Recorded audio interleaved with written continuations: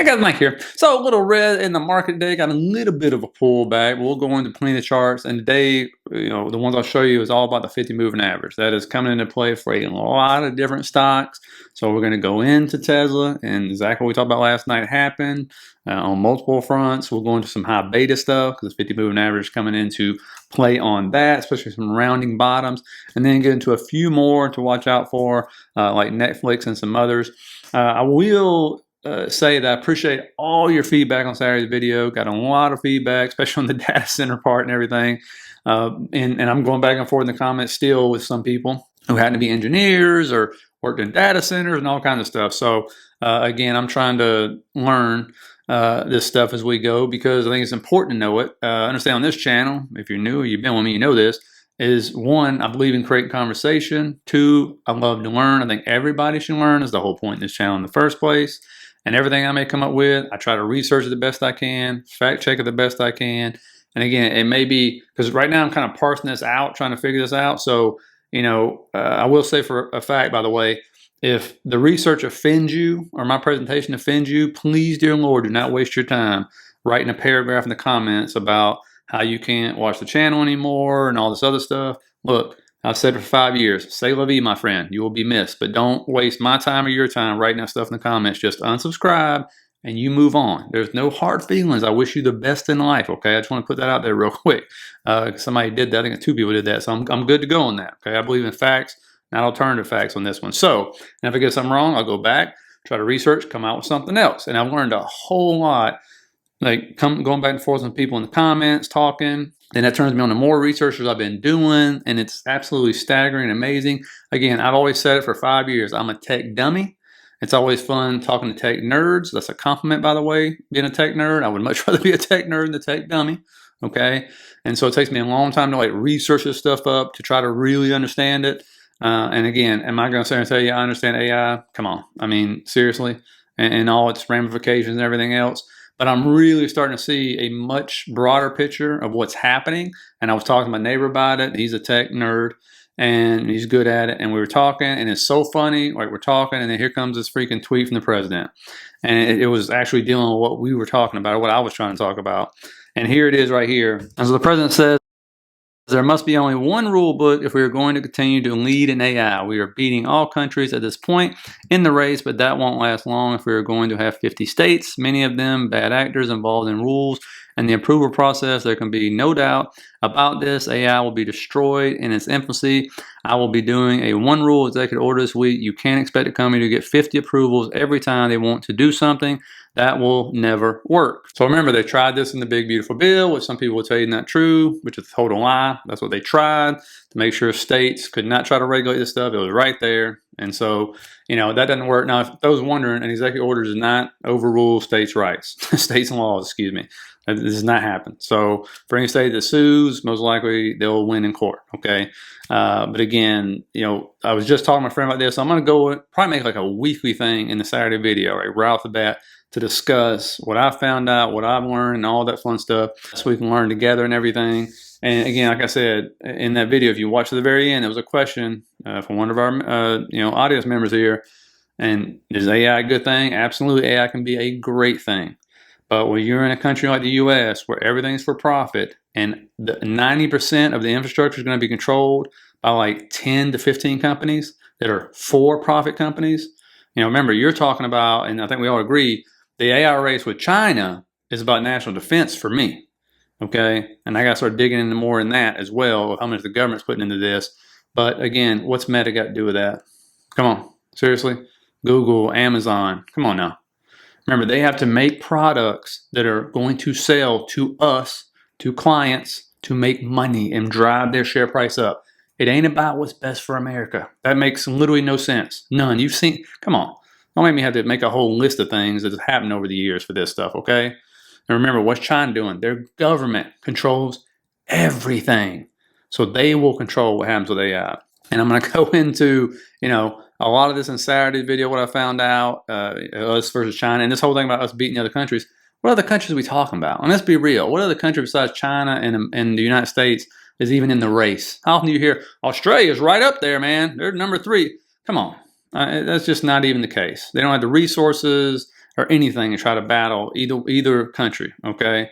And so, again, I'll get more into that Saturday because I'm actually really enjoying that. Really enjoy kind of getting hooked down this rabbit hole. I'm sending myself down, and you guys are sending me on, by the way. So anyway, appreciate all the feedback. We'll get into that. Let me know what you think about that if you kind of like that idea. But getting into the market real quick, we talked about Tesla, right? Got to mark out these imbalances. We talked about this trend line, very unusual to be at that angle for this many days. And so, of course, we end up breaking it, coming down into that imbalance, just like we talked about. Love to seek them out. Hit that golden fib right there. That's where that line is. But that line is there for a different reason. Remember, I told you that the 50 moving averages is coming into play for a lot of stocks. That's Tesla as well. That's exactly where it bounced to the penny on the 50 moving average. So it's trying to hold it. Actually tested, I believe, twice, if I'm not mistaken, when you pull up on the 4 hour. And so, we'll see if this is enough or it's going to want more. There is still some liquidity down there below. It may want to get to the 0.79 fib. So really what you're looking at from Tesla right now, 430 would be down if we come down even more. If not, if we can get above that 0.5 fib, there's liquidity to be had up there, plus a gap now, and that trend line will be resistance coming back up. So anywhere, remember that all that call premium at 450? So anywhere from 430 to 450 is that range right now. And if you remember, what we talked about was what could derail it, right? And it was NVDA. And when you look, you can see no call premium come in on Tesla. It's all about selling puts, all about buying puts. Well, nothing happened there. And you can see it right there. But if you look over in NVIDIA, you can see right out of the gates, it's about 20 million call premium, and it popped. And then, of course, the whole market started to come back down. And then, wow, look at that big jump right there. I wonder what that is. Well, once again, I've talked about this before. Let's recycle the news. NVIDIA jumps and made a report. Commerce Department to open up sales to China. And these are for like the older chips from what I read. But we recycle this news so many times. And of course, you get the pop. But anyway, looking at the chart, we talked yesterday about how this setup was, looking like it was going to go the upside. And if that happened, Tesla was not. And of course, it didn't. But there's the 50 moving average. There's your rejection. Okay, there's that imbalance up top. Kind of dug in there a little bit. It's setting below that trend line. So where it closed below that trend line, below the 50, but above the declining trend line, okay? You're seeing these rounding bottoms. You're seeing this a lot on a lot of stocks now where they come up, they'll break this trend line, and they'll start getting some continuation going.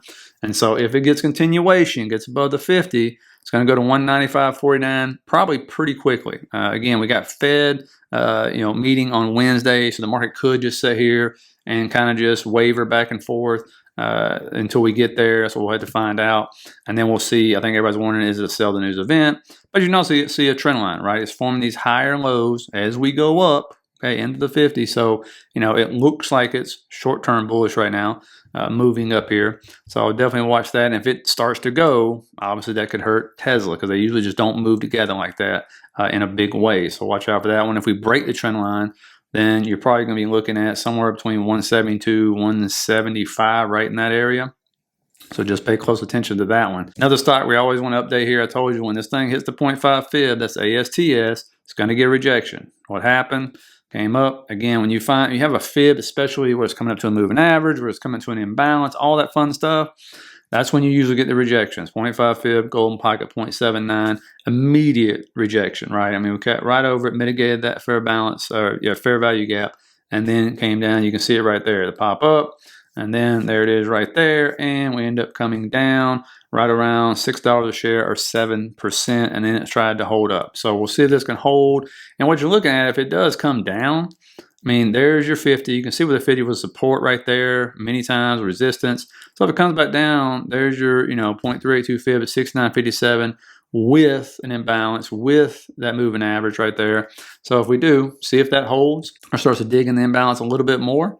I mean, again, it's flown up. I mean, just a crazy move up over the last like 4 or 5 days here. Okay, so we knew a pullback was definitely needed. Let's see how far it goes. Now looking at APLD, again, these are just some high flyers with the 50 moving averages coming in, where they're doing these rounding bottoms, breaking these downward trend lines, coming up, holding the 50 right there. We'll take this box away as it filled that gap and the imbalance right now. And so see if the 50 holds on a whole bunch of these, because it has been coming into play now that we've finally got these major pullbacks in these stocks, which are up as like 30 to 50%, right? Sapphire's another one. Again, rounding bottom, 2 rounding bottoms right here. 50 as support right there, was resistance, trying to break above this trend line. It did close like right on it. So again, watch out for this one. First target, if it does break higher, it's going to be 21 to 22.50 right there. That's what I'll be looking out for. Go over here to NBIS, Nebius. There's another one. The 50 is right above it with that imbalance. That'll be your first target between 107 and 109. If it can get above 100, it's right there on it. It keeps kind of peaking above, getting rejected, but it's following this trend line up right there, as you can see.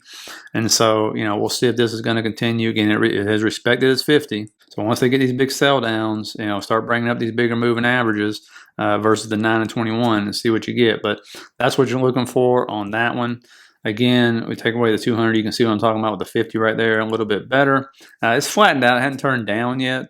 But it just depends on what happens to the market this week. Like, are we risk on or not, right? Crypto's all over the place. These are all over the place right now. Some of them are holding up. Some of them are still selling down. So that's what we got to find out. If it breaks that trend line that's on right now, look for this trend line to hold right here. That's around like 88 bucks right there. So if that one breaks, you definitely could be coming down between 88 and 92. And obviously, if the market does turn down for whatever reason, even more, you could feel that gap down below. So watch out for that one. UNH, again, after rejecting off the 50 right there, you can see this trend line. We just talked about it yesterday's video. We'll see if we break it. We did. And so now you're looking around that 320, 321.50 area to hold. You do have all those anchor VWAPs below as well for support.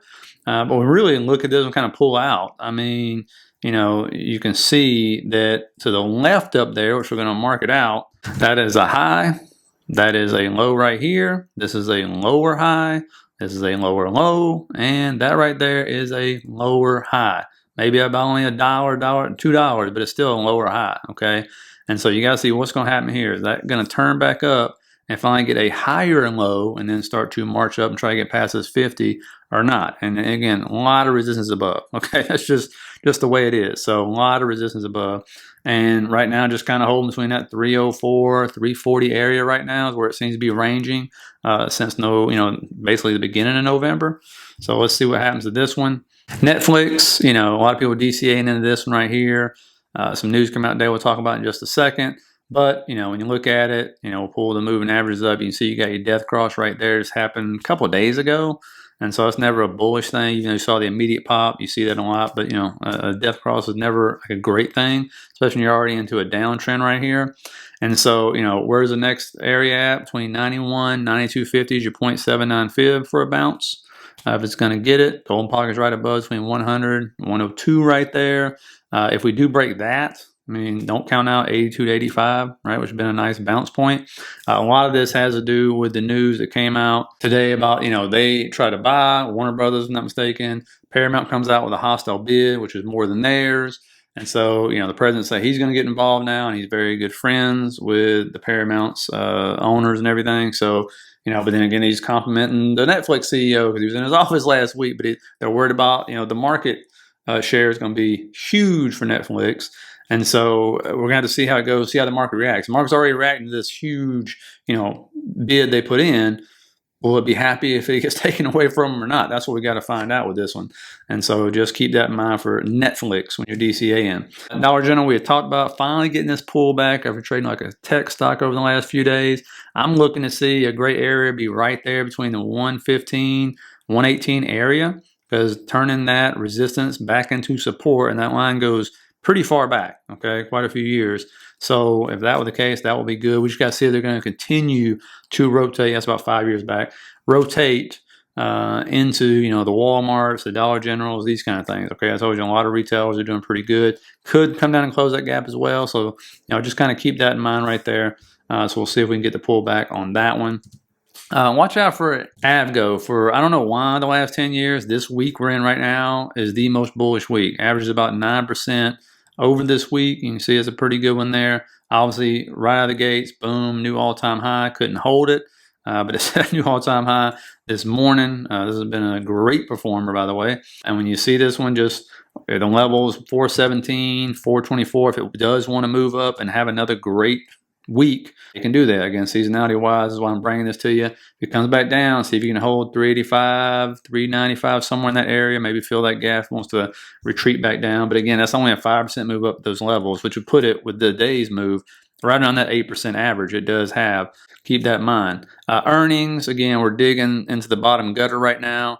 Academy Sports, AutoZone. After that, GameStop, Cracker Barrel, Dave and Buster's. Okay, you have the big boys coming up on Wednesday.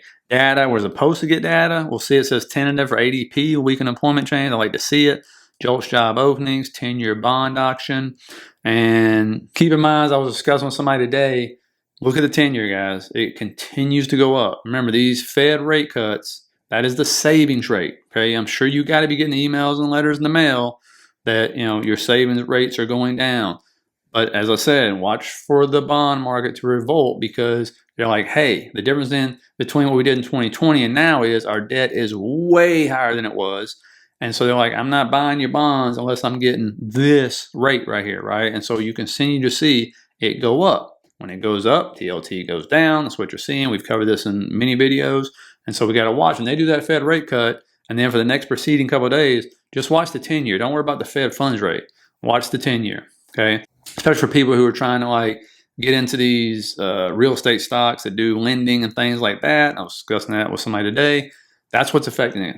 Okay, that's why you're seeing those stocks come down, because the 10-year just keeps going up. And so I've showed you in the past, it's very odd. You rarely see something like this. So just watch it. But that's what happens when I forgot how many trillions we increased our debt since 2020 in 5 years, but it's a lot. It's a lot, which makes us riskier. That's just the way it is. So people want more money to buy our debt. Okay, and so just watch that one very carefully. All right, guys. Anyway, let me know what you think down at the bottom. Please hit that like and subscribe button on your way out. Appreciate everybody who watches and shares the videos. They might sign up for the membership. Less than McDonald's combo at $7.99.